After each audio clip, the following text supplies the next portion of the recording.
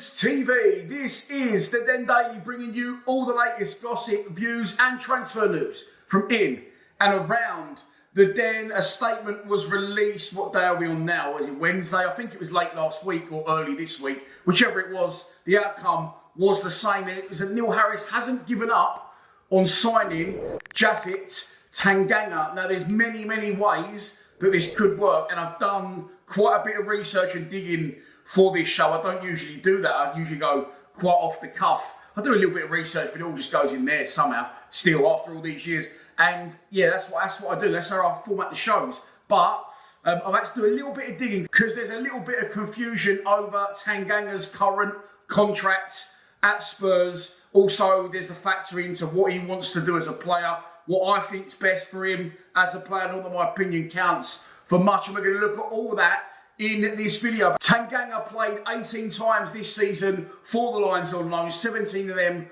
were starts, scoring 2 goals, 2 really important goals. The first in a 2-1 win away at Southampton, and a late winner, last minute maybe even, at home against relegated, under Gary Rowett by the way, Birmingham City. And he went from being, from my end, saying he looks like he wouldn't even get into Bromley's team, to being a formidable partnership at the back with Jake Cooper and a really strong, aggressive defender. Of course, he was brought in under Joe Edwards, and Edwards originally started playing him on the right side of a back three. But as soon as Neil Harris came in, he changed that, putting Tanganga into the centre of a pairing with Jake Cooper, as I've already said, and he went from strength to strength. Of course, he came from Spurs, and as I said, there's this thing over his contract. Now, I've looked into this a bit, and there was rumours that it was going to expire in 2025. However, his current contract expires this year in May, and he's 25 years old. So, in football terms, he's no spring chicken, and I'm a great believer that if you're not in a first team or knocking on the door of it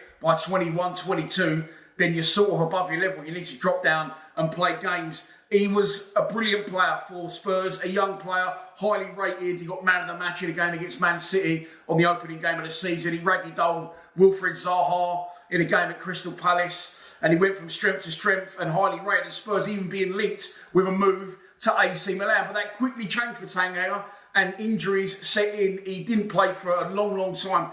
And at the start of this season, or a season that's just finished, he actually went out on loan to a German club. But as soon as he got there, he got injured, and after that, their manager got sacked, and he didn't kick a single football whilst on loan out in Germany. And he come back to England now, and his stock has definitely dropped. The transfer market, as in rated at currently £2.5 million. But his contract, as I've already said, is going to expire in May. It's not the same as Bradshaw and Saville and Leonard, where they played an amount of games and they've got the right to ignite that contract extension. It's down to Spurs, this one. It's not Tanganga's decision, and it will be completely down to Spurs whether they decide to give him that final year. I don't think he's going to get anywhere near Spurs' first team. He's decent for us, but he's nowhere near Spurs' level, if I'm honest, in my opinion. He has said himself that he's looking back to going back to pre-season and working under Ange Postecoglou. But I don't think that that's really going to happen for him. What I think Spurs might do is I think Spurs might go, look, he's been at the club since he's 10, 15 years in now to his Spurs career. He's from London as well, although the wrong side of it, over there in East London. So I think Spurs are going to say, look, okay, well, thanks for everything, off you go. I think they're going to probably look at it from a business perspective and say, we've invested a lot of time and effort and money into this one player, and we'd be stupid to let him walk away for nothing. So if we give him that extra year, we could then maybe sell him to someone or loan him out for a season with a view to a permanent. Tanganga has said that yes, he's back and playing football and enjoyed his time at Millwall. That was clear to see. But he wants to go and play 30, 40 games next season. I can't see him doing that in Spurs' first team. Neil Harris, as I've said, has already said that he's very interested in weighing up the odds for Tanganga, although it would be disrespectful to talk about another team's player at this point. But Neil Harris did point towards the fact that we've had players on loan before that have then made their moves permanent. Jake Cooper there, of course, is one of them, plays in the same position as Tanganga. You've also got George Saville, Jeb Wallace and Bartosz Bulkowski. There's probably others that have come to the Den, enjoyed their time, maybe had 1 or 2 loan spells, some of them, we're talking about Jed, of course, and then eventually made the move. that's where we are with it. That's the options on the table. Will Tanganga want to come back to the Den? Well, look, this is how I see it. And I'm looking at this now from, it's painful to say, an older man's perspective, 44 years old. I think if I was Tanganga, I would say, look, all right, let's have a think about this. I was highly rated at Spurs, yes. However, injuries have set in and I've sort of, my career gone backwards slightly. Is that fair? I think it's fair to say that. You know, he's had, as I said, these man of the match performances against Man City, burst onto the scene, AC Milan are interested in him, and then injury after injury has set him back, and then a loan spell in Germany where he hasn't played. He's now landed at the time at a struggling club in the Championship.